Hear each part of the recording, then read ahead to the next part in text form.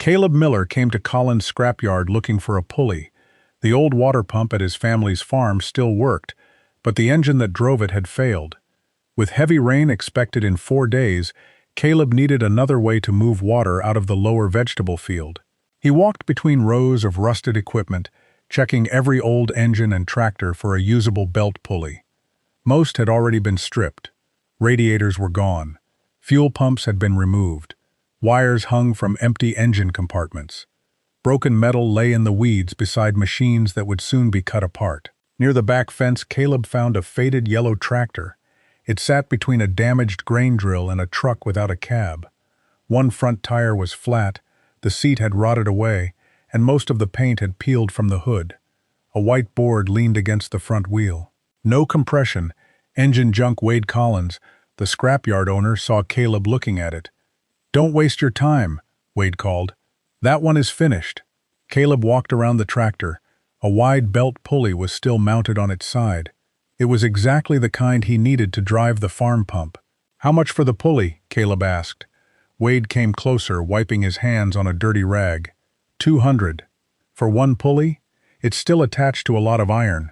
Caleb looked at the tractor again. "What happened to the engine?" "Mason Crowley checked it last month. Starter turns it like there's nothing inside. No compression at all." "Did he open the engine?" "No need. You can hear it." Wade pointed toward a cutting torch lying beside the fence. "I'm breaking it for parts tomorrow morning."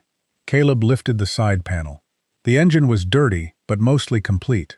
The injection pump was still mounted. The fuel lines had not been cut. The block showed no visible cracks, and there was no hole where a connecting rod had broken through. Then Caleb noticed a narrow lever running along the top of the engine. A piece of wire had been twisted around it and tied to a bracket. He touched the wire. The lever would not return. "What is that holding?" he asked. Wade glanced at it. "No idea. Been that way since it came in." Caleb knew the lever. Mr. Hollis, an older mechanic who had taught him to work on diesel engines, had shown him the same system years before. It was a decompression lever. On certain old diesels, the lever held the exhaust valves slightly open. That allowed the starter, or a hand crank, to turn the engine more easily before ignition. But the lever had to be released. If it remained open, the cylinders could not build compression. The engine would spin freely and never start. Caleb crouched beside the front pulley and tried to turn the engine by hand. It moved with little resistance. Too little. That matched Wade's description. It also matched a decompression system locked in the open position. Wade watched him. "You feel that? Rings are gone." "Maybe." Caleb looked back at the wire around the lever. "Or the valves are being held open." Wade laughed. "You think a piece of wire ruined Mason's diagnosis?" "I think the engine hasn't been tested with that lever released." Wade folded his arms. "You buying the pulley or writing a report?" Caleb checked the dipstick. The oil was black but still present. No bright metal particles clung to it. The coolant neck was rusty, yet the engine block looked intact. None of that proved the tractor could run. The injection pump could be seized. The valves could be damaged. The cylinders could still be badly worn, but the sign claimed the engine had no compression. Caleb had found a reason it had never been allowed to create any. "How much for the whole tractor?" he asked. Wade stared at him, then laughed louder. "The whole thing?" "Yes. If you can move that junk out of here, $300. Caleb had less than $200 in savings. He looked again at the pulley. The tractor could run the water pump if the engine worked. If it did not, he might still sell enough parts to recover some of the money. But Wade planned to cut it apart the next morning. Caleb rested his hand on the hood. "Don't touch it until tomorrow." Wade smiled. "You bringing $300? "I'm bringing an answer." "To what?" Caleb looked at the wire holding the decompression lever open. "Whether the engine is really dead." Wade shook his head and walked away. Caleb remained beside the tractor. Everyone else saw an engine that turned too easily. He saw a machine that had never been allowed to push back. The problem began 3 days before Caleb found the tractor. A storm had broken part of the drainage bank above the Miller farm. Mud, branches, and loose soil had collapsed into the main ditch, blocking the water that normally flowed away from the lower vegetable field. At first, the damage looked manageable. Then the forecast changed. 4 days of heavy rain were moving toward the county. Caleb stood beside the ditch with his father, Daniel, and watched a shallow pool spread between the rows of young vegetables. The plants were still alive, but the soil around them was already soft. "If the next storm comes before this drains, we lose the lower field," Daniel said. He leaned heavily on a wooden crutch. His left leg was still in a brace after a fall from the barn roof. Normally, Daniel would have cleared the ditch with the tractor and used their belt-driven pump to move the remaining water. Now he could barely cross the field.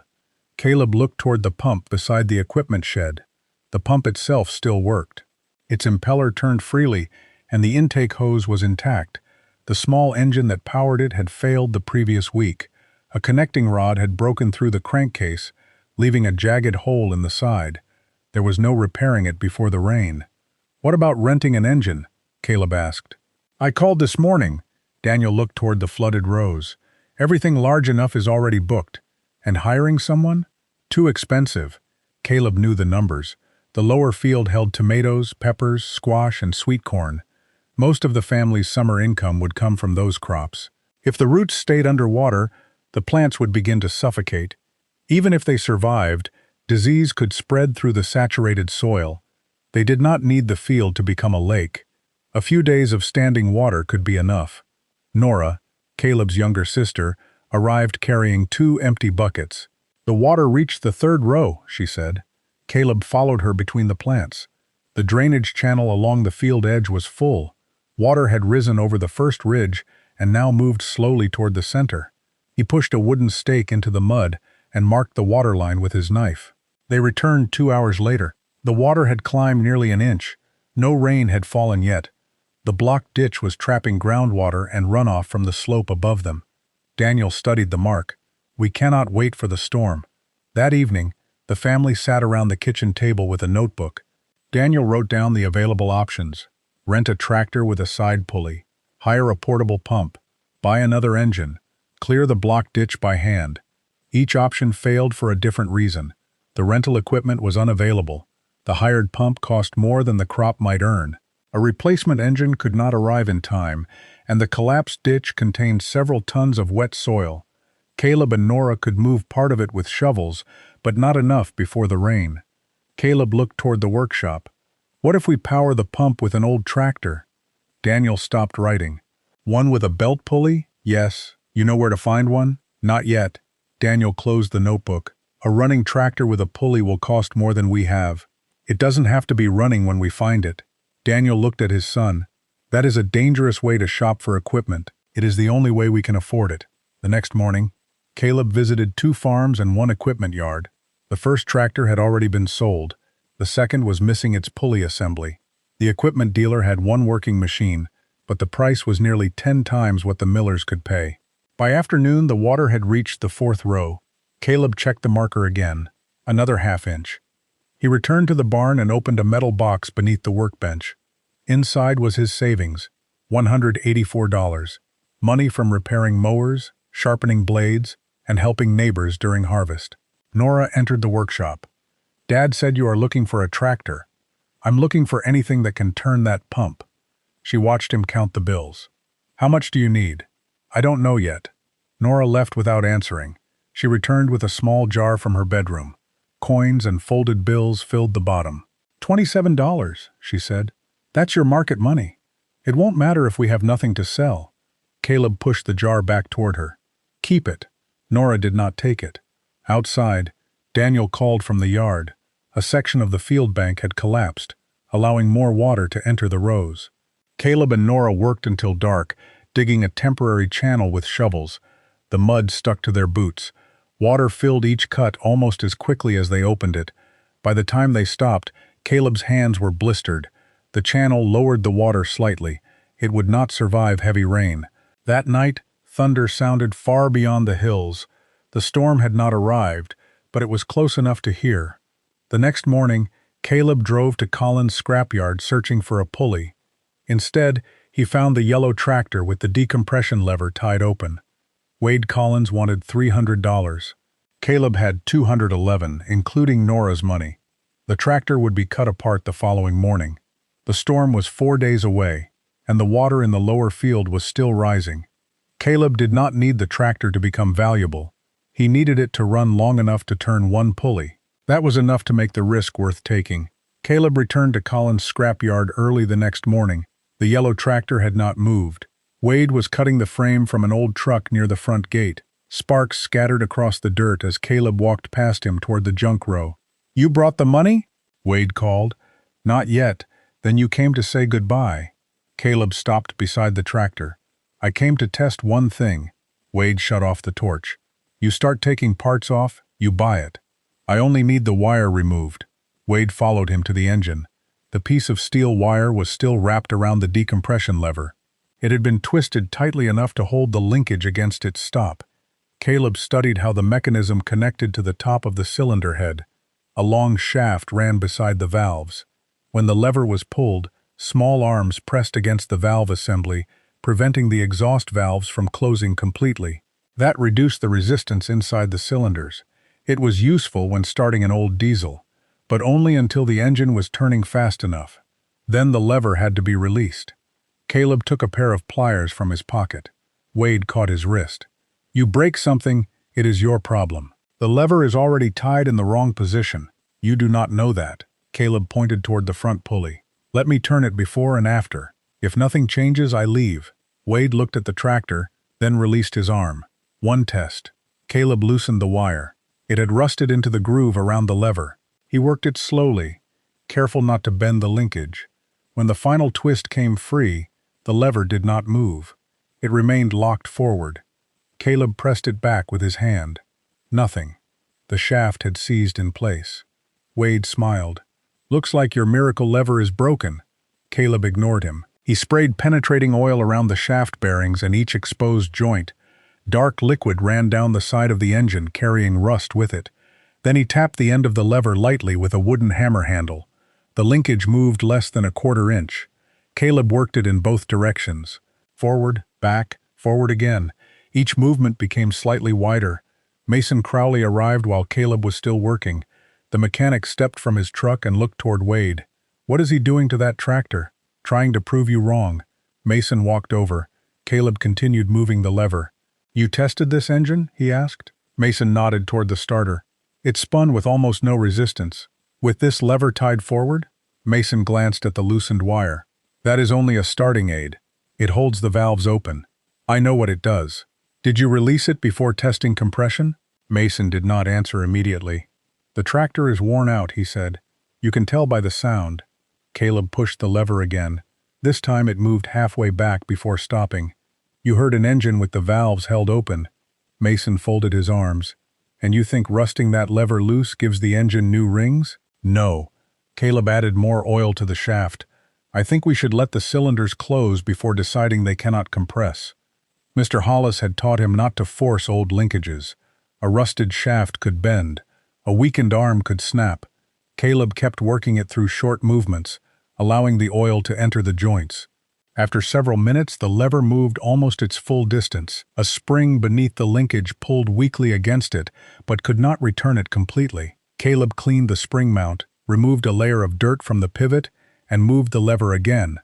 This time, it returned on its own. A clear metallic click came from beneath the valve cover. Caleb looked toward the front crankshaft. "Now turn it." Wade frowned. "You do it." Caleb fitted a long handle to the front pulley. He checked that the transmission was in neutral, then pulled carefully. The engine moved a few inches.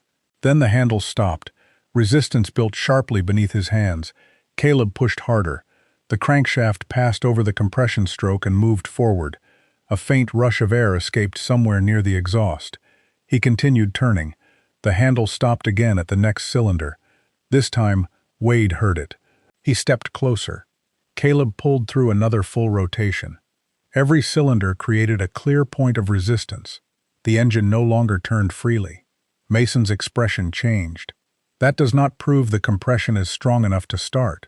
"No," Caleb said, "but it proves there is compression." Wade crouched near the front wheel. "Turn it again." Caleb reset the handle. He pulled through the first resistance point, then the second. On the third, the handle pushed backward suddenly. Caleb released it before it struck his hand. The engine had rebounded against the trapped air inside the cylinder. Wade stood up.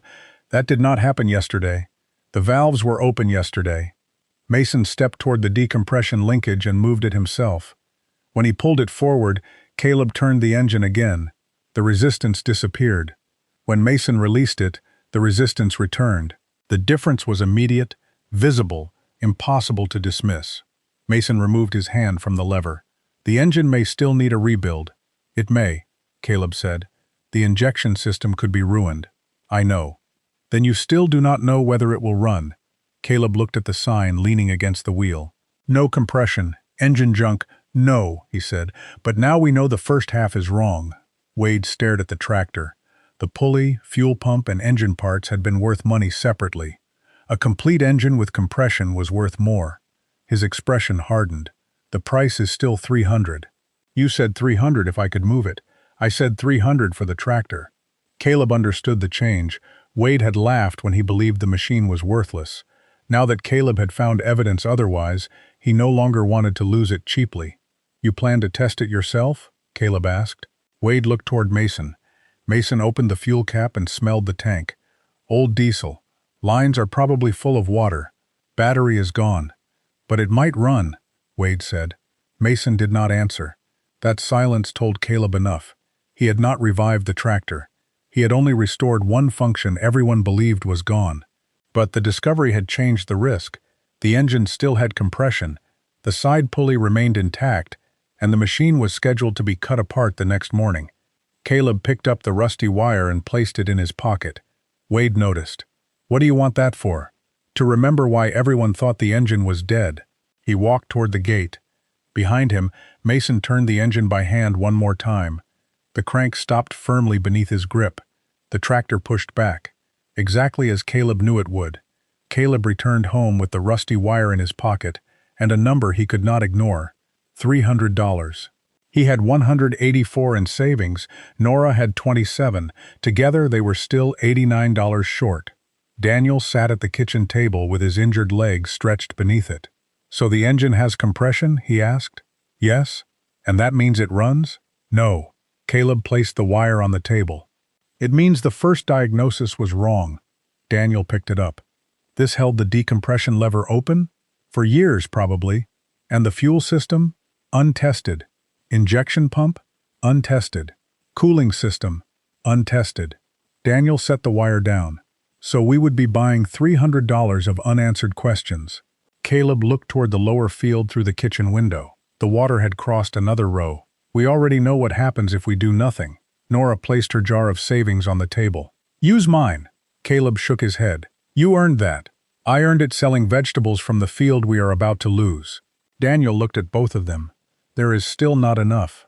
Caleb stood. I can sell the mower. The family owned an old push mower Caleb had repaired the previous summer. It was not valuable, but it ran well. He loaded it into the pickup and drove to a neighbor's farm. Mr. Allen bought it for $70. Caleb returned with $281, still 19 short. Daniel opened the drawer beside him and removed a folded envelope. The money inside had been set aside for roof repairs. He counted out $20. Caleb did not take it. The roof already leaks. The field is worth more than one dry corner of the barn. Daniel held the bill out again. Bring back a tractor, not another problem. I cannot promise that. Then bring back the truth about it. Caleb took the money. By mid-morning, he and Nora were back at the scrapyard. Wade stood beside the yellow tractor with two other men. One was inspecting the belt pulley. The other had removed the side panel and was studying the injection pump. Caleb walked faster. You said you would hold it until today.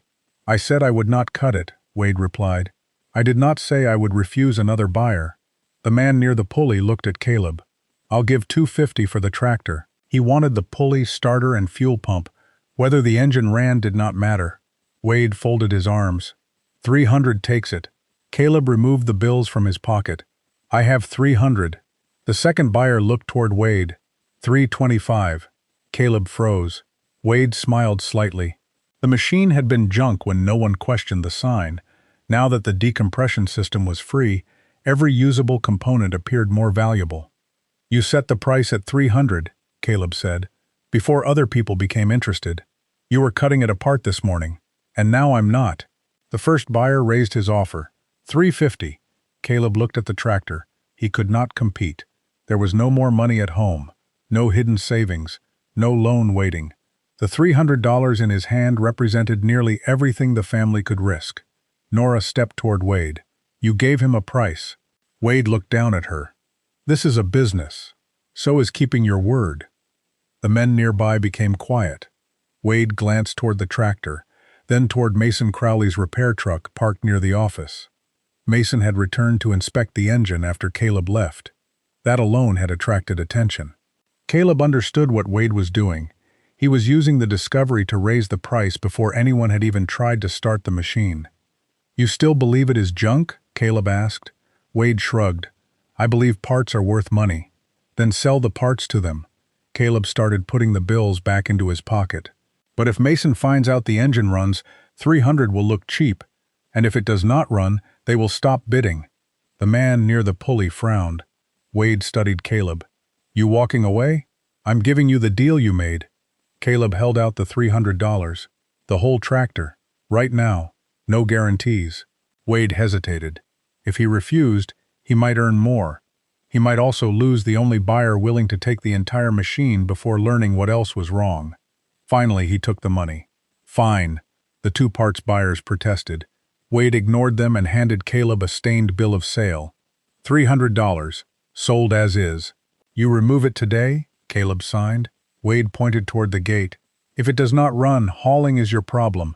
Caleb looked at the tractor. When do you close? 5? It was almost noon. 5 hours to make an unknown diesel start, move, and leave the yard. Nora touched the sign leaning against the wheel. No compression, engine junk. Can we take this too? Wade laughed. You paid enough for it. Caleb placed the sign in the pickup.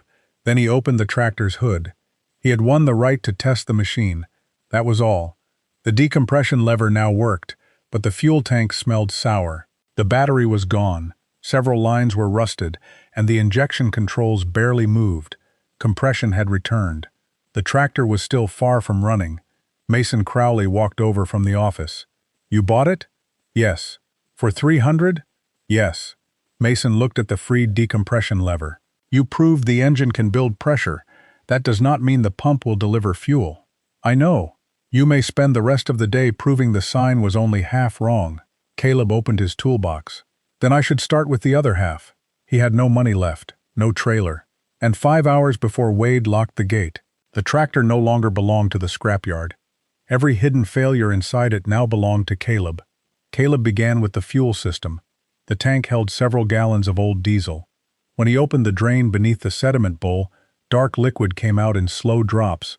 Water settled at the bottom of the jar. Rust and black sludge floated above it. Caleb closed the valve. Running that fuel through the injection pump could damage parts he could not afford to replace. He removed the sediment bowl, cleaned the glass, and cleared the blocked screen above it. Then he disconnected the line leading to the injection pump. Nora returned from the pickup with a small can of fresh diesel. This is all we could buy, she said. It is enough for a test. Caleb connected the can directly to the cleaned fuel line, bypassing the dirty tank. Fresh diesel reached the filter, but the hand-priming lever barely moved. The pump had been sitting dry for years. Caleb worked the lever slowly until fuel began to pass through the bleed screw. At first it came out mixed with air and brown residue. He continued pumping. The stream gradually became clear. Mason Crowley watched from beside his truck. You still have to get fuel through the injection pump, he said. That is what I'm checking. Caleb loosened the metal lines at the injectors. He asked Nora to connect the borrowed battery Wade kept for testing equipment. The cables were too short, so they positioned it on a wooden crate beside the engine. Caleb checked the transmission. Neutral. Brakes locked. Decompression lever engaged. Stand clear of the wheels, he said. Nora moved behind the pickup. Caleb pressed the starter. The old motor turned slowly at first. Then the engine began rotating faster with the compression released. He watched the loose injector lines. Nothing came out. He stopped before the starter overheated. Mason folded his arms. Pump is dead. Caleb looked at the injection control linkage. The throttle lever near the steering column moved normally, but the small arm on the pump barely changed position. He pulled the stop control. It moved outward. When he pushed it back to the running position, the handle returned, but the arm at the pump did not. A short rod connected the control to the fuel rack inside the pump. Rust covered both joints. Caleb pushed the pump arm with one finger. It did not move. "The fuel is still shut off," he said. Wade walked over from the cutting area. "You mean the switch?" "It is mechanical." Caleb pointed to the linkage. "This arm controls how much fuel the pump sends to the injectors. It is stuck near the stop position." Mason stepped closer. "Do not force it. If the rack is seized inside, you can break the pump." Caleb knew that. The internal rack had to move freely. Forcing the external lever could bend the linkage or damage the precision parts inside the pump. He sprayed penetrating oil around the shaft and joints. Then he tapped the arm lightly with the wooden handle of a screwdriver. Nothing. He waited, added more oil, and tried again. The arm moved less than 1/8 of an inch. Nora looked at the scrapyard clock. They had a little more than 4 hours before the gate closed. "Can you take the pump apart?" she asked. "Not here." Caleb moved the lever back and forth through the small distance it allowed. He did not try to gain the full movement at once. Push, release, add oil, push again. Each time, the range increased slightly. The rust around the shaft began to crack. After several minutes, the arm moved halfway toward the running position. Then it stopped hard. Caleb removed the inspection cover from the side of the pump. Inside, the control rack was coated with dried fuel residue. It had not moved far enough to uncover the pumping elements. He sprayed a small amount of clean diesel into the housing and waited. Mason crouched beside him. "That pump may have to come off. Maybe? You do not have the tools to calibrate it. I'm not changing the settings." Caleb used a small brass rod to press gently against the end of the rack. It shifted, only slightly. He released it. The rack stayed in place. He pressed again, then pulled the external arm back. The mechanism moved farther. Dark residue appeared along the polished section that had been hidden inside the housing. Caleb wiped it clean and added more diesel. For nearly 20 minutes, he worked the rack through short movements. At first, it resisted every change. Then the motion became smoother. Finally, when Caleb released the stop control, the spring pulled the rack toward the running position on its own. Mason reached in and moved the arm. The rack followed without sticking. "That is better," he said. It was the first useful thing he had said without trying to discourage Caleb. Caleb replaced the inspection cover and returned to the injector lines. He opened the temporary fuel supply. Then he engaged the decompression lever and pressed the starter again. The engine rotated. For 2 seconds the lines remained dry. Then a drop of diesel appeared at the first fitting. A second line began to pulse. The third followed. The fourth produced only a weak trace. "Keep turning," Caleb said. Nora watched the battery cables while the starter worked. Fuel began rising from 3 injector lines in clear, regular pulses. The fourth still lagged behind. Caleb stopped the starter. The motor was hot, and the battery had already weakened, but the scene around the tractor had changed. Earlier, people had watched because they expected Caleb to fail. Now several scrapyard workers had set down their tools. They had seen the engine regain compression. They had seen the pump begin delivering fuel. Wade looked at the wet injector lines. "So it is not dead?" "It still has not started," Mason said. Caleb tightened the 3 lines that were flowing correctly. He left the weak one slightly loose to allow trapped air to escape. Then he checked the decompression mechanism again. It now moved freely. The correct starting sequence mattered. First, hold the exhaust valves open. Second, turn the engine fast enough for the oil pump and injection system to work. Third, release the lever so the cylinders could build compression. Caleb returned to the controls. "Ready?" Nora asked. "Not yet." He pulled the dipstick. The oil was old, but the level was safe for a brief attempt. He checked the radiator. Rust-colored coolant remained inside, though one hose had begun to swell near the clamp. He would not run the engine long. He only needed to know whether it could fire. Caleb moved the throttle slightly forward and set the fuel rack in the running position. Then he engaged decompression and pressed the starter. The engine spun faster than before. Fuel pulsed from the loose fourth line. Air bubbles appeared. Then clear diesel followed. Caleb released the starter and tightened the fitting. The battery had enough strength for perhaps one more attempt. Mason looked at the cables. If it does not start now, you will need another battery. Caleb climbed onto the broken seat frame. He held the decompression lever forward and pressed the starter. The engine began turning. 1 rotation. 2, 3. Caleb watched the speed increase. Then he released the lever. Compression returned instantly. The starter slowed under the heavier load. A thin cloud of white smoke rose from the exhaust. The engine turned again. A sharp explosion came from one cylinder. Several people stepped backward. The exhaust pipe released another burst of white smoke. Then the engine fell silent. Caleb released the starter. The battery was nearly empty. Wade looked from the exhaust to Mason. That sounded like ignition. It was, Caleb said. The tractor had not started, but diesel had reached the cylinders. Compression had created enough heat to burn it. The engine had spoken for the first time in years. Caleb climbed down and touched the 4th injector line. It was wet again. 3 cylinders were receiving strong pulses. One was still weak. He looked at the scrapyard clock.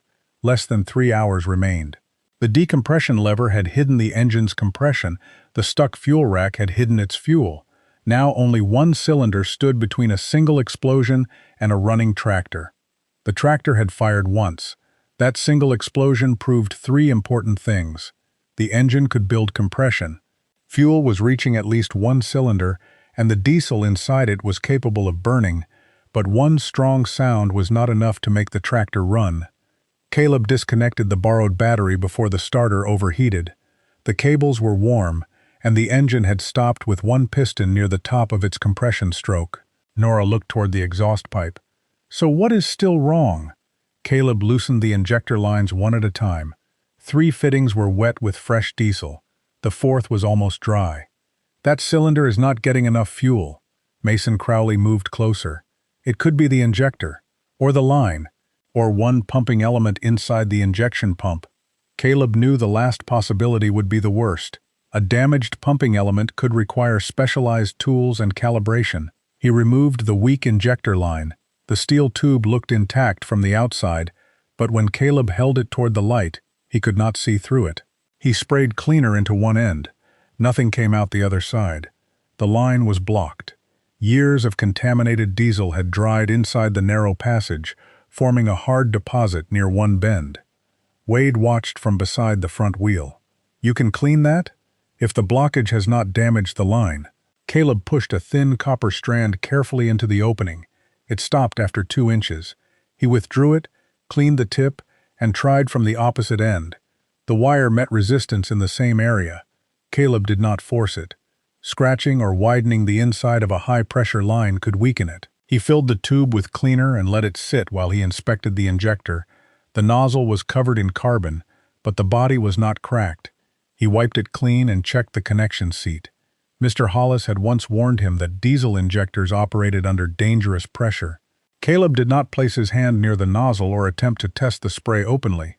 For now, he only needed to restore flow through the line. After several minutes, he emptied the cleaner. A small piece of black residue came out. He added fresh cleaner and worked the copper strand again. This time it passed farther. Another dark fragment dropped into his palm. Caleb repeated the process until cleaner flowed through the tube in a thin, steady stream. He reinstalled the line and tightened both fittings. Wade looked at the clock. 2.5 hours. Caleb turned toward the battery. It no longer had enough power for another serious attempt. "Do you have a charger?" Wade laughed. "You bought the tractor, not my whole shop." Mason looked toward his truck. "I have jumper cables." Caleb studied him. "Why help now? I want to know whether I missed a ruined engine or a tied lever." Mason parked his truck beside the tractor and connected the battery carefully. Caleb checked the controls again. Transmission in neutral. Parking brake engaged. Fuel rack in the running position. Throttle slightly open. Injector lines tight. He pulled the decompression lever forward. "Clear," he called. Everyone moved away from the wheels. Caleb pressed the starter. The engine began turning freely with the valves held open. He counted the rotations. 1, 2, 3. Fuel and oil were circulating. Then he released the decompression lever. The change was immediate. The starter slowed as the cylinders began pushing against trapped air. White smoke rose from the exhaust. 1 cylinder fired, then a second. The engine shook hard enough to rattle the side panels.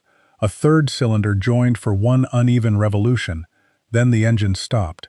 Caleb released the starter. Nora stepped forward. That was longer. Yes, but not enough. No. Mason listened to the engine as it settled. You have fuel now. Not evenly. Caleb loosened each injector fitting slightly and asked Mason to turn the engine again with decompression engaged. Fuel pulsed from the first line, then the second, then the third. At the fourth line, diesel appeared, but the pulse was weaker and filled with small bubbles. Air was still trapped in that section.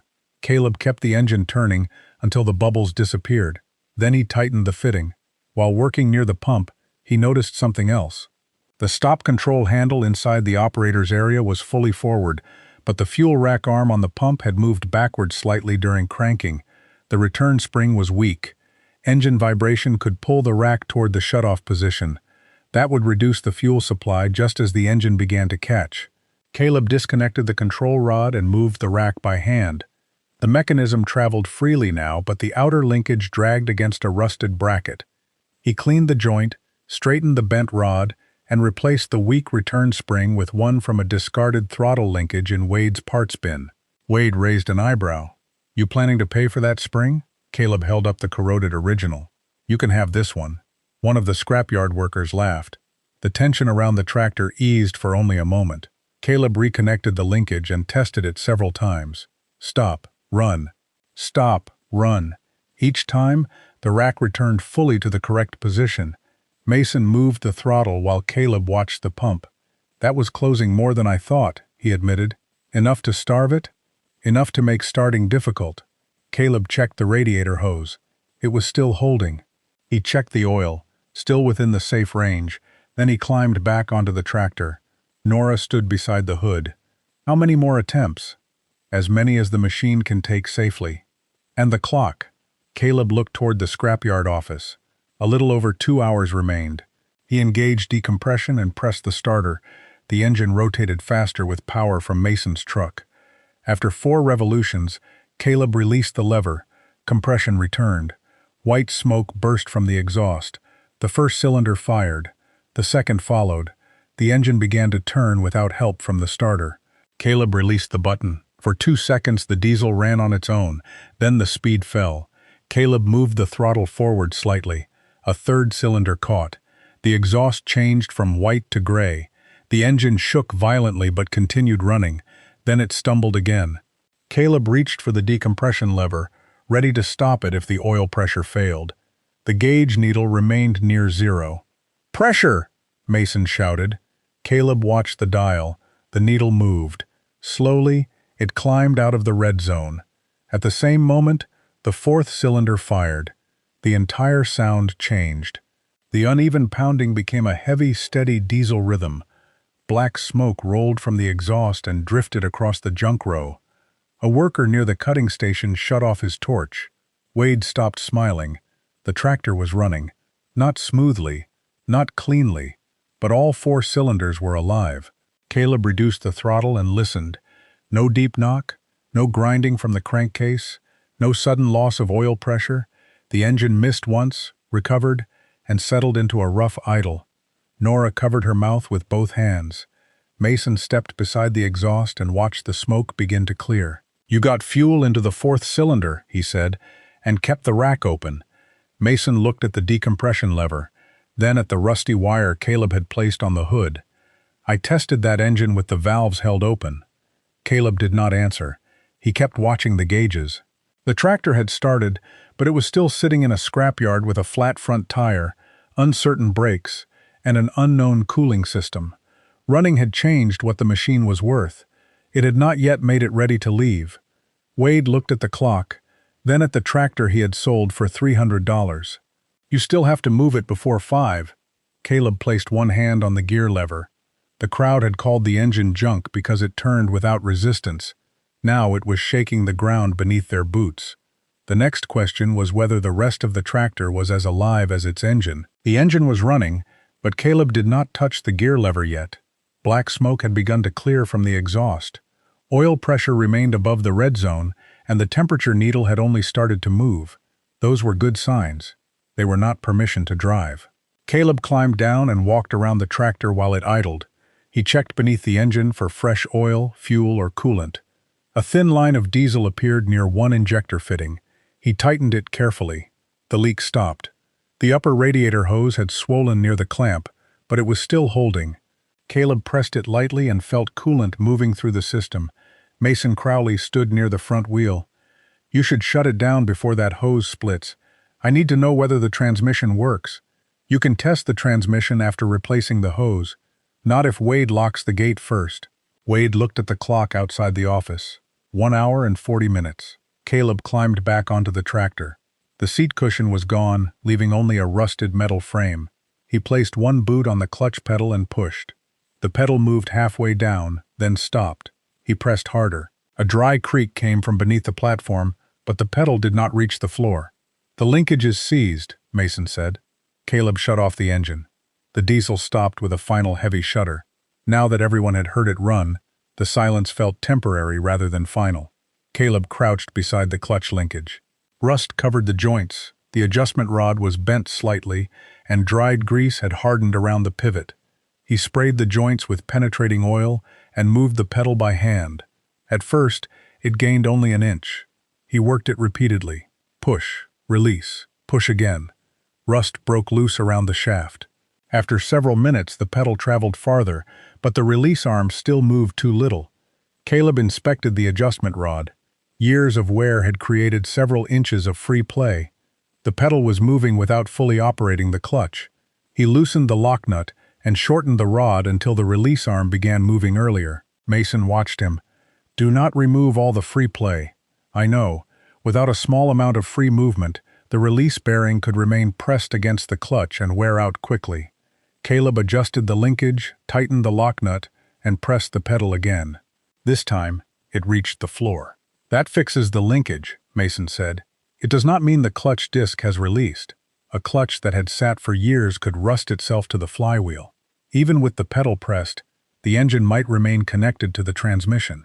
Caleb restarted the tractor. The diesel fired after several rotations and settled into a rough idle. He pressed the clutch fully and moved the gear lever toward first. The gears ground sharply. Caleb returned the lever to neutral. The clutch was still dragging. Wade crossed his arms. "You have an engine. You still do not have a tractor." Caleb ignored him. He shut the engine down again, selected first gear while the gears were stationary, and pressed the clutch pedal to the floor. Then he asked Nora to bring a length of chain. She handed it to him. "What are you doing?" "Keeping the clutch released." He secured the pedal in the down position. Mason understood immediately. "You plan to start it in gear?" "Yes." "With one front tire flat?" Caleb looked at the tire. It had not separated from the rim, but it was nearly empty. "Do you have an air hose?" he asked Wade. Wade nodded toward the workshop. "You have 20 minutes before I start charging rent." A scrapyard worker filled the tire slowly. Air escaped near the valve stem, but the tire rose enough to support the tractor temporarily. Caleb inspected the path toward the gate. It was flat, wide, and clear of people. He placed Nora and Wade near the sides, far from the wheels. Mason stood ahead and slightly to the left, ready to signal if anything went wrong. Caleb explained the plan. "The clutch disc is probably stuck. Starting in gear will make the tractor move immediately. Once it is rolling, I'll keep the pedal down and use the brakes to shock the disc loose." Wade frowned. "And if the brakes do not work?" "I ground the fuel rack and stopped the engine." The shutdown linkage now moved correctly. Pulling it would cut fuel to the injection pump. Caleb checked it once more. Run, stop, run again. Then he returned it to the operating position. He opened the throttle only slightly. The engine did not need speed, it needed control. Caleb held the decompression lever forward and pressed the starter. Because the transmission was in gear, the rear wheels began turning slowly with the engine. The tractor crept ahead. Caleb released the decompression lever. One cylinder fired, then another. The engine caught, and the tractor lurched forward. Caleb released the starter and grabbed the steering wheel. The machine moved at walking speed. The clutch pedal remained chained down, but the rusted disc continued transferring power to the transmission. Caleb pressed both brake pedals. The right wheel slowed. The left did not. The tractor turned sharply toward a row of scrap metal. "Left brake is dead," Mason shouted. Caleb released the pedals and corrected the steering. The tractor passed the scrap pile by several feet. He could not use both brakes to free the clutch. One side would only pull the machine off course. Caleb looked ahead. There was still 50 yards of open ground before the gate. He needed another way to place a sudden load on the drivetrain. He reduced the throttle until the engine nearly stalled. Then he pulled it back up quickly. The tractor jerked. The clutch remained stuck. He repeated the movement. Low speed, brief load, release. On the third attempt, a sharp crack came from beneath the platform. The engine suddenly increased speed. The tractor stopped pulling. Caleb immediately reduced the throttle. He pressed the clutch, shifted to neutral, and released the pedal. The engine continued running while the tractor remained still. "The disc released," Mason said. Caleb removed the chain from the pedal. He selected first gear again. The lever entered without grinding. When he released the clutch, the tractor moved forward smoothly. Nora raised both hands in relief. Caleb drove one slow circle around the open yard. The steering had several inches of play. The left brake barely worked, and the front tire was already beginning to soften again. But the transmission shifted. The clutch released. The tractor could move under its own power. Wade watched it pass the place where it had sat waiting for the cutting torch. "You paid $300 for that," he said. Caleb stopped beside him. "Yes." Wade looked at the running engine, the complete pulley assembly, and the fuel pump he had planned to sell separately. "I could give you $500 right now." Nora looked at Caleb. The offer would return their money and provide enough to rent a pump for a day. But one day might not be enough to drain the field, especially if the rain continued, and they would still have no machine for the next storm. Caleb shook his head. "It is not for sale. You do not even know whether it can run under load." "No. Then $500 is a good offer. It would have been a better offer yesterday." Wade's expression tightened. Caleb shifted back into gear. The engine had been running for nearly 20 minutes. The temperature remained high but stable. Oil pressure still held. He drove toward the gate. Nora followed in the pickup while Mason walked beside the tractor for several yards. "The left brake needs to come apart," Mason said. "I know. That radiator hose may not survive the road." "I know. The fuel system could stick again." "I know." Mason stopped walking. "You are going to drive it home anyway?" Caleb looked at the road beyond the gate. Slowly. The Miller farm was less than 4 miles away. The route was mostly level, with wide shoulders and little traffic. Caleb would stop often and watch every gauge. At the gate, he pulled the tractor over and shut it down. Nora parked behind him. "Why did you stop?" Caleb pointed toward the front tire. It had already lost much of the air. They could not risk the rim cutting through the rubber on the road. Wade came out carrying a used inner tube. "Pulled it from another wheel," he said. "Might fit." "How much?" Caleb asked. Wade looked back at the tractor. "Take it." It was not generosity. It was the price of watching a machine he had called junk leave his yard alive. Caleb and Nora removed the wheel. They replaced the damaged tube, checked the tire for sharp metal, and mounted it again. By the time they finished, less than 40 minutes remained before closing. Caleb restarted the tractor. The engine caught more quickly this time. He shifted into first gear and drove through the gate. The yellow machine moved slowly onto the road, its faded hood shaking above the diesel engine. Behind him, Wade removed the sign that had leaned against the wheel. "No compression, engine junk." He handed it to Nora through the pickup window. "Tell your brother he forgot something." Nora placed the sign on the passenger seat. Caleb did not look back. He had proven that the engine could run and that the tractor could move. But those victories had happened on level ground with almost no load. At home, a heavy water pump waited beside a flooded field. That would be the test that decided whether the tractor was merely alive or still useful. The 4-mile drive home took nearly 2 hours. Caleb kept the tractor in first gear and stopped every half-mile. At each stop, he checked the oil pressure, radiator hose, front tire, and fuel lines. The engine remained rough, but it did not overheat. The temporary inner tube held air. The left brake did not improve. Whenever Caleb pressed both pedals, the tractor pulled hard to the right. He avoided slopes and used the transmission to control his speed. Nora followed in the pickup with the warning lights on. When the yellow tractor finally entered the Miller farm, Daniel was waiting beside the barn on his crutches. He stared at the machine as Caleb drove into the yard. You made it run. For now, Caleb shut down the engine. The silence was followed by the ticking of hot metal. Daniel walked around the tractor slowly. His eyes stopped at the side pulley. That will turn the pump, if the bearings are good, and if the engine can handle the load. Caleb nodded. Those were still unanswered questions. He placed a drain pan beneath the engine and opened the oil plug. The first oil came out thick and black. Small pieces of carbon followed, but Caleb found no large metal fragments. He replaced the filter and added clean oil. Then he drained the cooling system. Rust-colored water poured from the block. The upper radiator hose had begun separating near the clamp, and the lower hose felt nearly as hard as wood. Caleb replaced both with used hoses from Mr. Hollis's workshop. He flushed the radiator until the water became clearer, though several passages still appeared restricted. The left brake required more work. Caleb removed the inspection cover and found the linkage frozen with rust. The return spring had broken, leaving the brake mechanism unable to engage properly. He cleaned each pivot, replaced the spring, and adjusted the rod until both pedals moved through the same distance. Daniel watched from a stool near the barn. How long before you test the pump? Not until I know the tractor can stop. The rain may arrive tomorrow night, and a tractor without brakes will not save anything. Caleb raised the rear wheel and turned it by hand. It moved freely when the brake was released. When Nora pressed the pedal, the wheel stopped. He tested it again. The repair held. The side pulley came next. Caleb removed its guard and inspected the shaft. The bearing turned, but old grease had hardened around the seal. He cleaned the fitting and added fresh lubricant until clean grease appeared at the edge. Then he rotated the pulley by hand. It moved smoothly without grinding. The pulley itself was usable. The belt was not. The old canvas drive belt stored beside the pump had several damaged sections. One edge was frayed, and the joint had begun to separate. Caleb stretched it across the barn floor. If this breaks at full speed, it could injure someone, he said.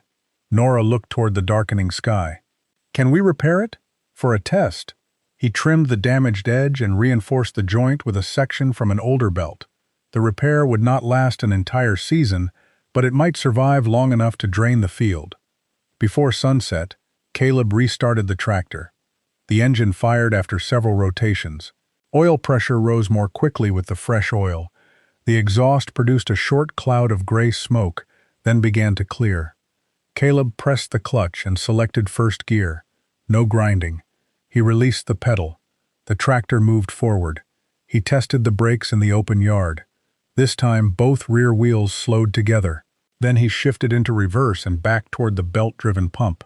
The pump sat on a wooden frame near the equipment shed.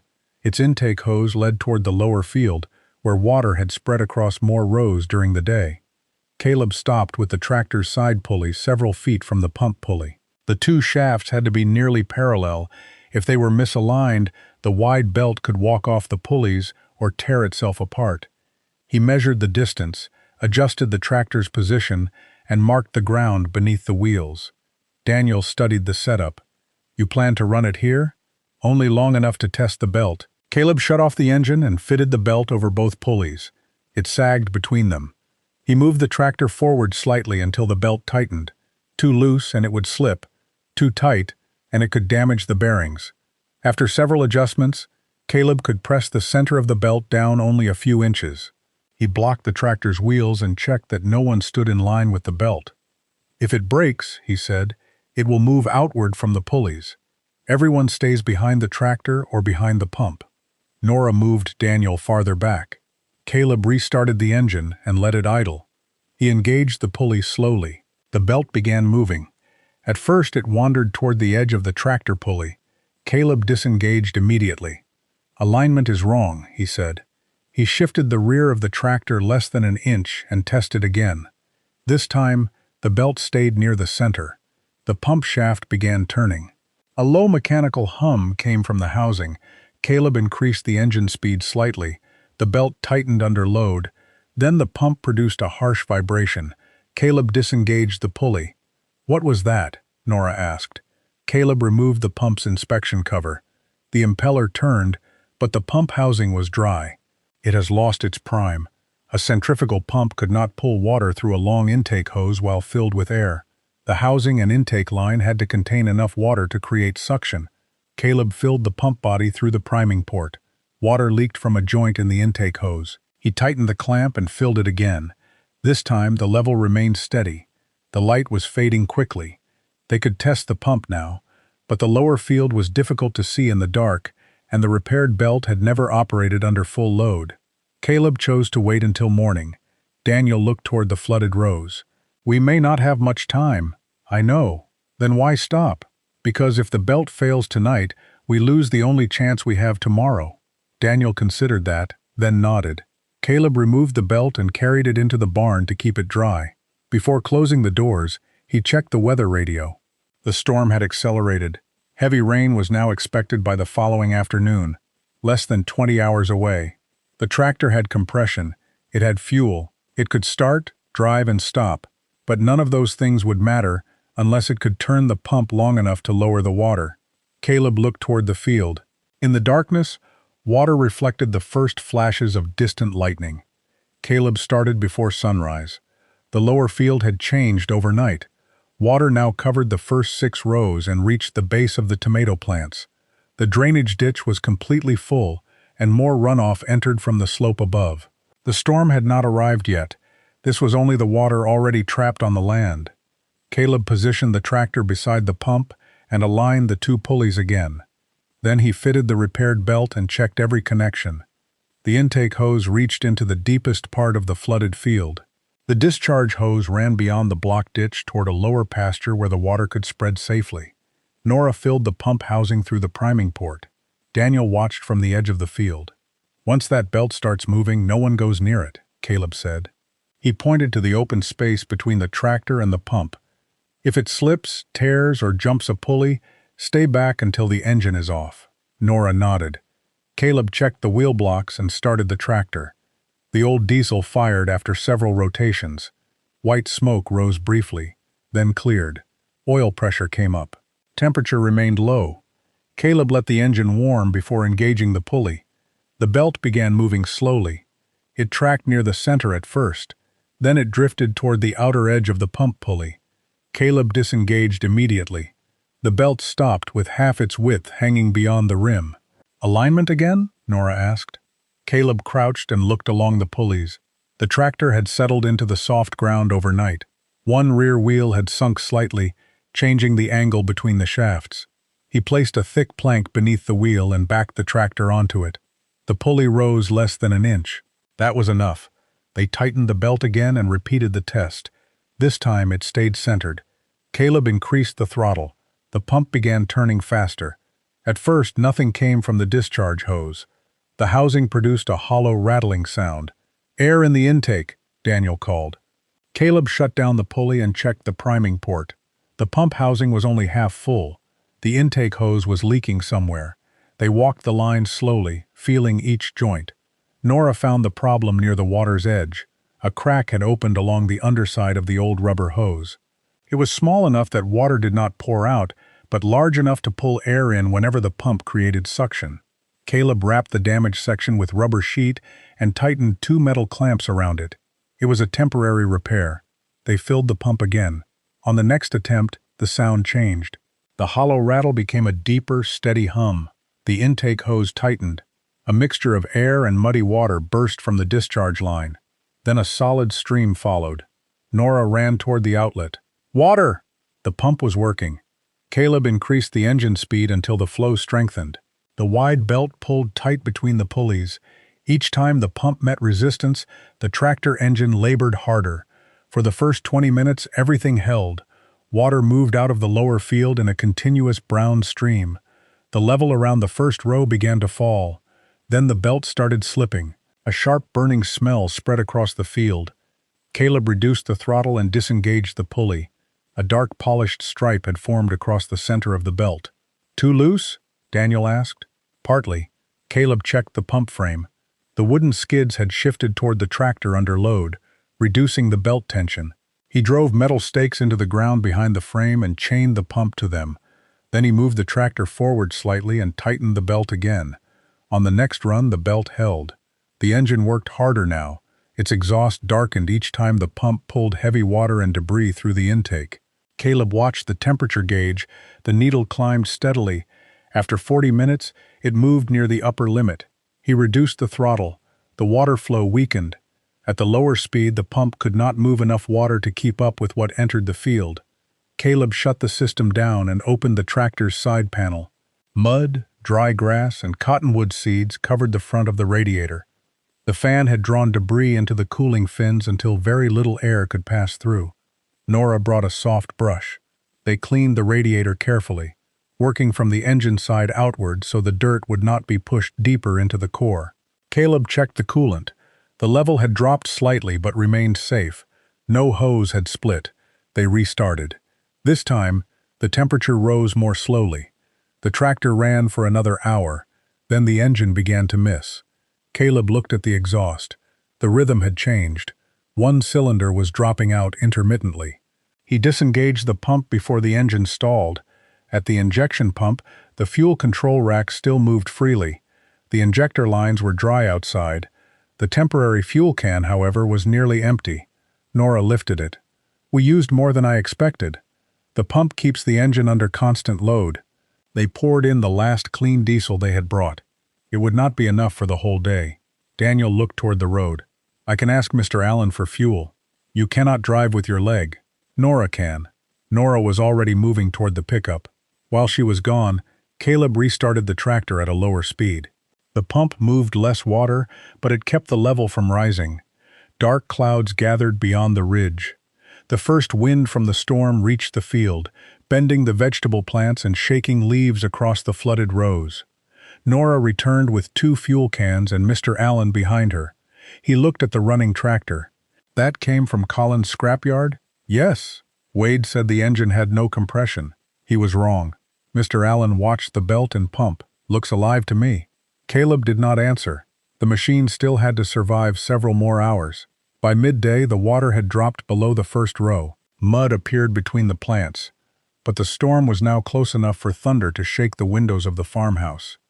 The pump began vibrating again. This time the intake screen had clogged with leaves, roots, and pieces of grass pulled from the flooded field. Caleb shut everything down and waded into the water. The mud reached above his ankles. He cleared the screen and raised it onto a small wooden frame so it would sit above the worst debris. When the pump restarted, the flow returned immediately. The first rain began less than an hour later. Large drops struck the tractor hood and darkened the dry soil near the upper field. Caleb kept the engine running. Rainwater entered the lower rows almost as quickly as the pump removed it. The system could no longer lower the field, but it could prevent the water from rising. That became the new goal. Hour after hour, the old diesel held a steady speed. Caleb cleaned the radiator twice. He cleared the intake screen 3 times. He adjusted the belt whenever it began to slip. Each problem was small. Any one of them, ignored long enough, could stop the entire system. By late afternoon, the rain became heavy. Water flowed over the blocked ditch in a brown sheet. The tractor's exhaust disappeared into the storm. Daniel stood beneath a tarp beside the field, watching the marked stake Caleb had placed in the mud. The water line rose half an inch, then stopped. For the next 2 hours, it did not move. The pump was removing water as fast as the field received it. At sunset, the worst of the storm passed east. The rain weakened. The level around the tomato rows began falling again. Caleb did not shut the tractor down until the intake screen stood above the water. When he finally pulled the fuel control to stop, the engine slowed and fell silent. The sudden quiet left only the sound of water draining through the discharge hose. Nora walked into the field and checked the plants. The lowest leaves were muddy. Several rows had been damaged, but most of the roots had not remained submerged long enough to die. Daniel looked at the yellow tractor. Mud covered its tires. The repaired belt was dark with water. Steam rose faintly from the radiator. "That machine saved the field," he said. Caleb rested one hand on the warm hood. "Not yet." Daniel looked at him. "We still have to see what survives." Caleb watched water continue flowing from the pump. The tractor had not stopped the storm. It had only kept the water from winning. The rain ended before dawn. Caleb returned to the lower field as soon as there was enough light to see. Mud covered the rows. Broken leaves floated in shallow pools, and several squash plants had been torn from the soil. But most of the field was still standing. The tomato roots were wet, not submerged. The pepper rows had drained overnight. Water continued moving slowly through the discharge channel Caleb had opened beside the pump. Daniel followed on his crutches. "How bad?" Caleb knelt beside the nearest tomato plant and pressed 2 fingers into the soil. "Saturated, but not drowned." They walked the rows together. Some plants would be lost. Others had bent beneath the rain but could be tied upright. The sweet corn on the lowest ground had suffered the worst damage, yet the upper half of the field remained healthy. Nora counted the destroyed plants in a notebook. When she finished, she looked up. "We lost less than 1 row in 5. Daniel studied the field. Without the pump, all of it might have remained underwater until the next day. The yellow tractor had not saved every plant. It had saved enough. Caleb returned to the machine. The repaired belt hung loose between the pulleys. Its reinforced joint had stretched, and one edge was badly frayed. The tractor itself showed the cost of the long run. A thin line of coolant had dried beneath the radiator cap. Diesel dampened one connection near the filter. The engine oil remained at a safe level, but it had darkened quickly. Caleb opened the hood. "Is it damaged?" Nora asked. "Not badly." He checked the radiator fins first. Mud and grass covered the lower section again. He cleaned them before touching anything else.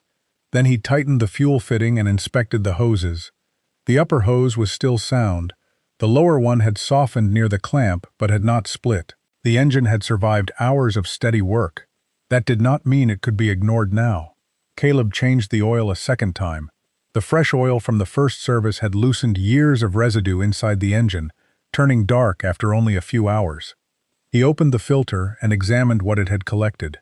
Carbon, old sludge, no large metal fragments. That was a good sign. Mr. Hollis arrived later that morning. He had heard from Mr. Allen that Caleb had run the scrapyard tractor through the storm. The old mechanic listened while the engine idled. "You kept this under pump load all night?" "Most of the day and part of the evening." "Temperature?" "Rose twice. I shut down and cleaned the radiator." "Oil pressure?" "Stayed above the red zone." Mr. Hollis leaned toward the exhaust. The engine missed once, then returned to a steady rhythm.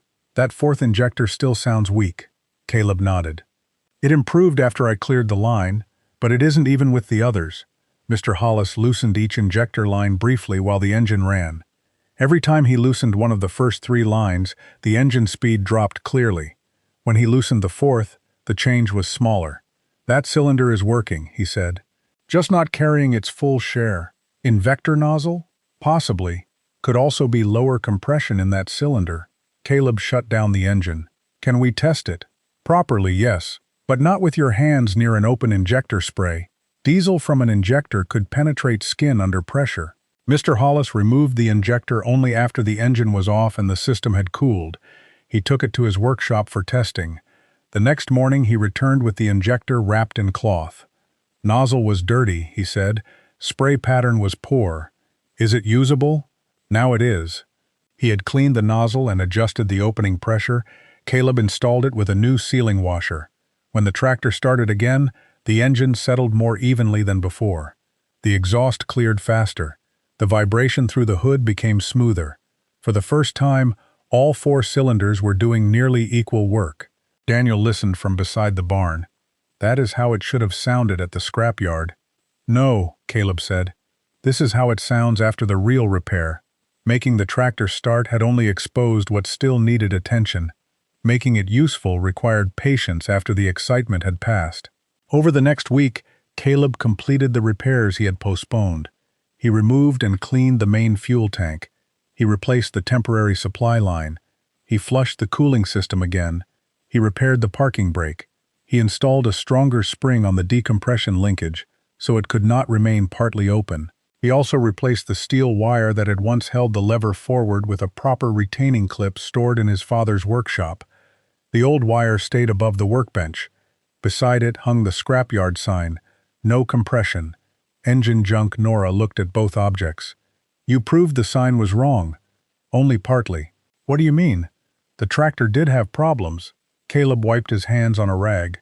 The mistake was calling the problems permanent before anyone found their causes. By the end of the week, green color had returned to most of the flooded plants. New growth appeared on the tomatoes. The pepper leaves lifted again. Sarah took the first surviving vegetables to the roadside stand. The crop would be smaller, but there would still be a crop. One afternoon a truck entered the farmyard. Wade Collins stepped out. He walked toward the yellow tractor, which was pulling a wagon loaded with damaged plants from the lower field. Caleb stopped beside him. Wade listened to the engine. "That is quieter than it was in my yard. Clean injector. You repaired the whole thing?" "Enough to work safely." Wade walked around the tractor and examined the side pulley. "I have a buyer looking for one of these engines." Caleb waited. "I'll give you $700, Wade said. Cash. It was more than twice what the family had paid. Enough to repair part of the roof. Enough to replace the pump belt and several damaged tools. But the tractor had just proven why the farm needed it. Caleb shook his head. "It is not for sale." Wade looked toward the lower field. "You bought it to run the pump. The storm is over. This storm is over." Wade studied the machine again. "I would have cut it apart that morning." "I know. You still think I sold it too cheaply?"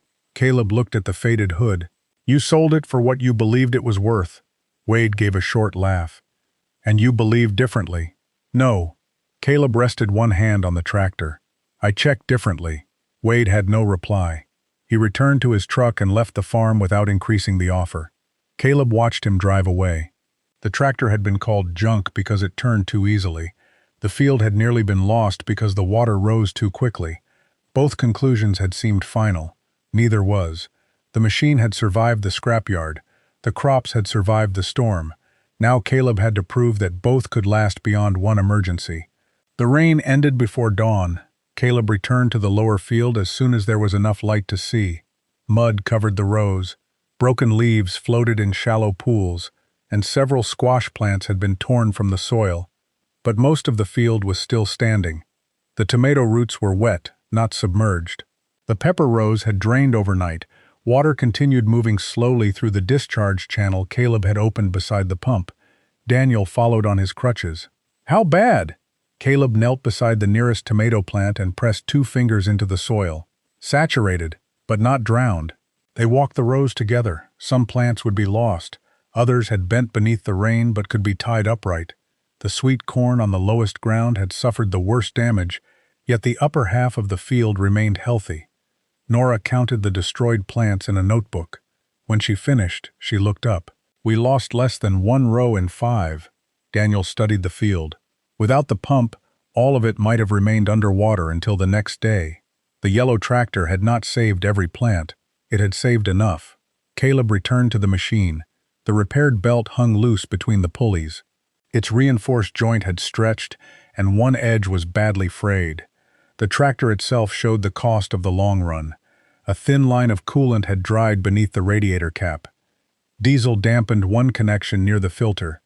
The engine oil remained at a safe level, but it had darkened quickly. Caleb opened the hood. "Is it damaged?" Nora asked. "Not badly."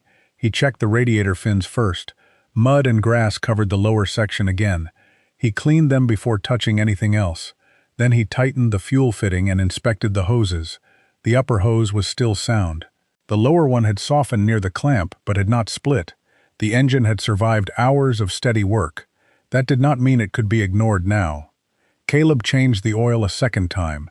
The fresh oil from the first service had loosened years of residue inside the engine, turning dark after only a few hours. He opened the filter and examined what it had collected. Carbon, old sludge, no large metal fragments. That was a good sign. Mr. Hollis arrived later that morning. He had heard from Mr. Allen that Caleb had run the scrapyard tractor through the storm. The old mechanic listened while the engine idled. "You kept this under pump load all night?" "Most of the day and part of the evening." "Temperature?" "Rose twice." "I shut down and cleaned the radiator." "Oil pressure?" "Stayed above the red zone." Mr. Hollis leaned toward the exhaust. The engine missed once, then returned to a steady rhythm.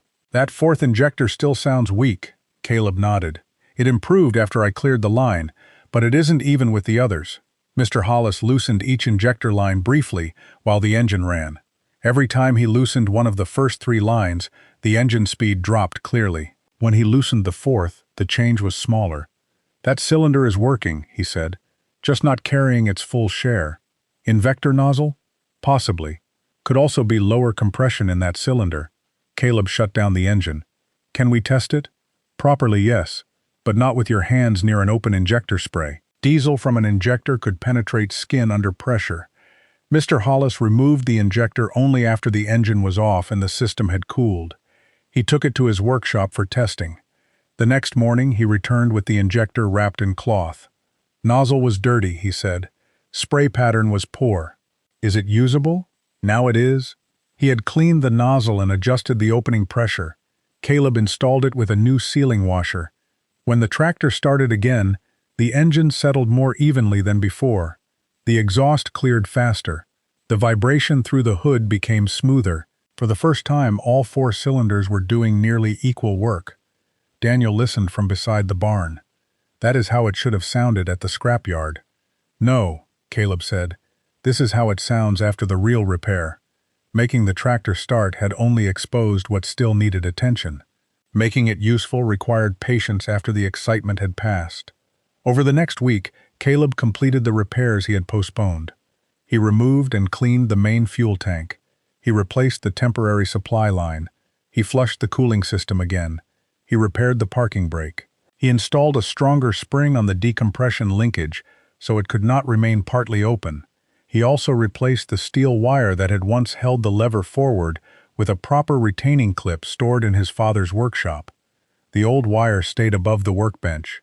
Beside it hung the scrapyard sign, "No compression." Engine junk Nora looked at both objects. You proved the sign was wrong. Only partly. What do you mean? The tractor did have problems. Caleb wiped his hands on a rag. The mistake was calling the problems permanent before anyone found their causes. By the end of the week, green color had returned to most of the flooded plants. New growth appeared on the tomatoes. The pepper leaves lifted again. Sarah took the first surviving vegetables to the roadside stand.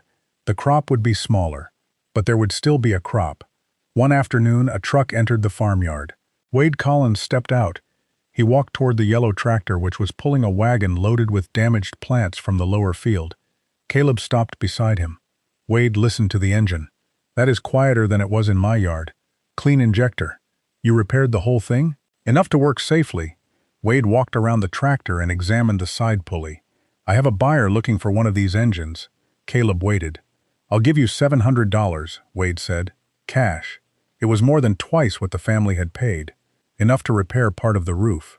Enough to replace the pump belt and several damaged tools, but the tractor had just proven why the farm needed it. Caleb shook his head.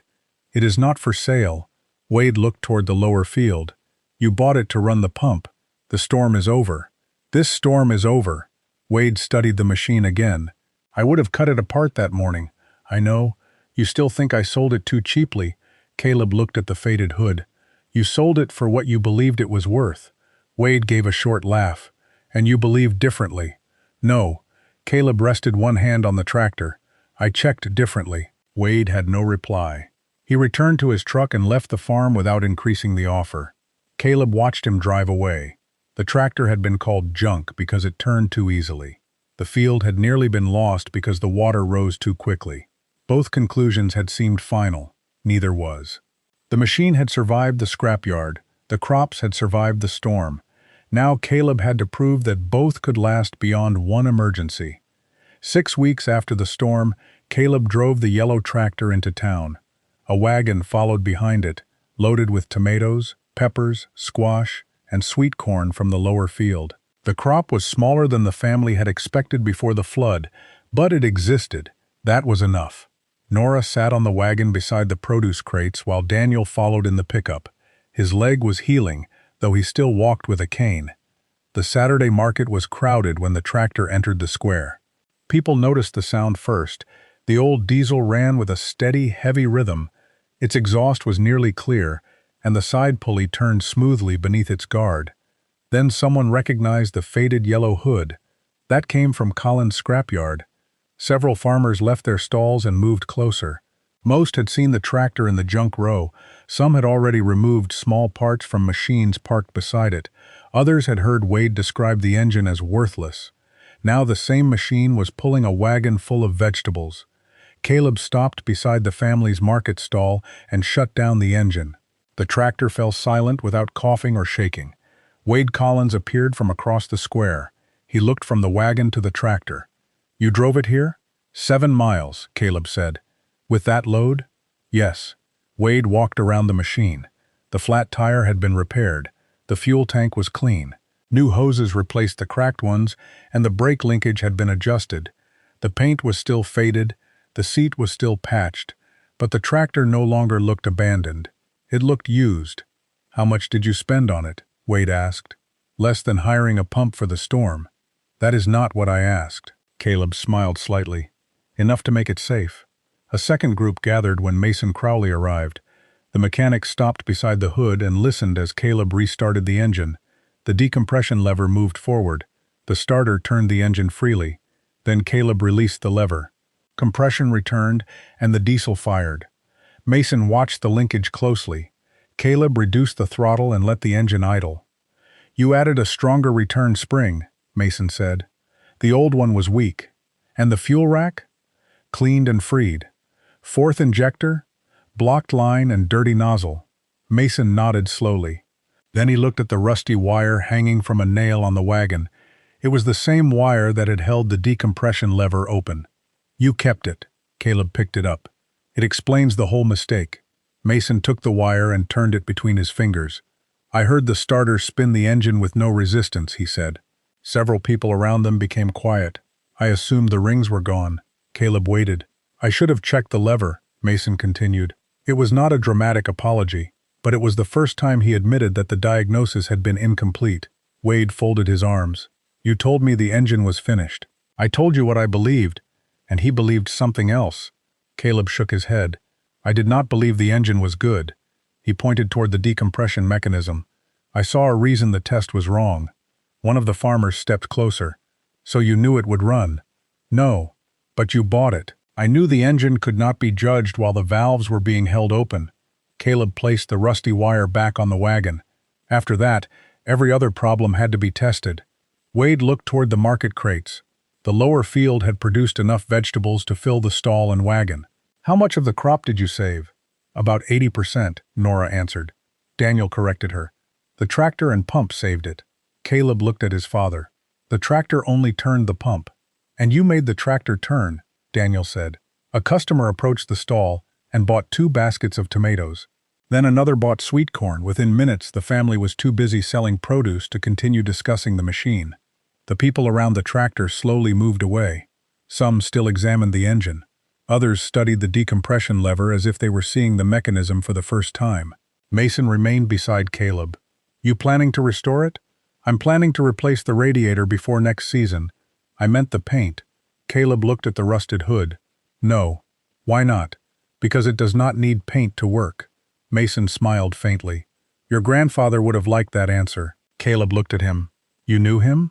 "He taught me to check the simple controls before opening an engine." Mason glanced toward the decompression lever. "I forgot." Before leaving, he handed Caleb a business card. "If you ever need the injection pump calibrated, bring it to the shop." Caleb accepted the card. There was no offer to buy the tractor. No argument about luck. Only respect that had not existed in the scrapyard. Late that afternoon, the wagon was empty. The vegetables from the flooded field had been sold. Caleb tied the old warning sign behind the seat before driving home. "No compression, engine junk." The words faced the road as the tractor crossed the town square. People turned to read them. Then they looked at the running engine beneath the sign. Everyone had called the tractor junk because they trusted the first diagnosis. Caleb had not trusted hope instead. He had trusted the difference between an engine with no compression and an engine that had never been allowed to build it. By the end of summer, the lower field had recovered. The tomato plants were shorter than usual, and several rows of sweet corn never reached full height. But the peppers continued producing, the squash vines spread across the dry ground, and the roadside stand stayed open through the season. The Miller family did not recover everything the storm had threatened to take. They recovered enough. The yellow tractor became part of the farm's daily work. It pulled vegetable wagons, it moved fencing supplies, it carried feed across the pasture. When the drainage ditch clogged again after a smaller storm, Caleb connected the side pulley to the pump and cleared the field before the water reached the first row. This time, No one called the tractor junk. Caleb continued repairing the machine as the farm earned money. He replaced the restricted radiator. He installed a new drive belt for the pump. He repaired the seat and replaced several leaking seals. He also rebuilt the weak parking brake and added a proper guard around the pulley. The engine still needed the decompression lever during cold starts. That was not a defect. It was how the machine had been designed to work. Every morning, Caleb followed the same sequence. Fuel control set to run. Decompression lever forward. Starter engaged. Engine turning freely. Then the lever released. Compression returned. The diesel fired. What others had mistaken for weakness was actually part of the starting system. One evening, Daniel joined Caleb in the workshop. His injured leg had healed enough for him to walk without a cane. Above the workbench hung two objects: the scrapyard sign, no compression, engine junk, and the rusty wire that had held the decompression lever open. Daniel looked at them. "You planning to keep those forever?" "Yes." "Why?" Caleb picked up the wire. "Because this made the engine look ruined." Daniel pointed toward the sign. "And that? That shows what happens when someone names a problem before finding its cause." Daniel looked through the open barn door. The yellow tractor stood outside with a wagon attached. Its faded paint glowed beneath the last light of the day. "You were certain it could run?" "No." Caleb placed the wire back on its hook. "I was certain the test was wrong." That difference had changed everything. Caleb had not bought the tractor because he believed every old machine could be saved. Some engines were worn beyond repair. Some blocks were cracked. Some pumps cost more to rebuild than the machine would ever be worth. The yellow tractor had real problems too. Its fuel rack had been stuck. One injector line had been blocked. The cooling system had been neglected. The brakes and clutch linkage had needed repair. But none of those problems justified the first conclusion. The engine had been called useless because it turned too easily. No one had noticed that the valves were being held open. The following spring, Wade Collins visited the farm again. He found Caleb using the tractor to pull a small disc across the upper field. Wade waited near the gate until Caleb stopped. "Still running?" he asked. "Every week." Wade looked at the engine. "I sold the pulley alone from another tractor for $400. Caleb smiled. "You did better on that one." Wade laughed. "Maybe." He walked around the tractor and touched the faded hood. "I would have cut this machine apart." "I know. You ever think about selling it back?" "No." "Even for a good price?" Caleb looked toward the pump beside the lower field. The tractor had already saved one crop. It might save another. "It is worth more here than it is in your yard." Wade nodded. This time he did not make an offer. He understood. The tractor's value was no longer measured in metal, parts, or resale price. It was measured in water removed from flooded soil, in vegetables carried to market, in fields that remained productive, in a family that did not lose its season. After Wade left, Caleb restarted the engine. The starter turned freely while the decompression lever remained forward. Then Caleb released it. The cylinders pushed back. The diesel caught and settled into a steady rhythm. The sound traveled across the fields. Months earlier, everyone had heard the engine turn without resistance and called it dead. Caleb had noticed the one detail they had ignored. The tractor had never lost its strength. Someone had simply tied that strength open, and beneath the rust, the faded paint, and the sign that called it junk, the machine had been waiting for someone to let it push back.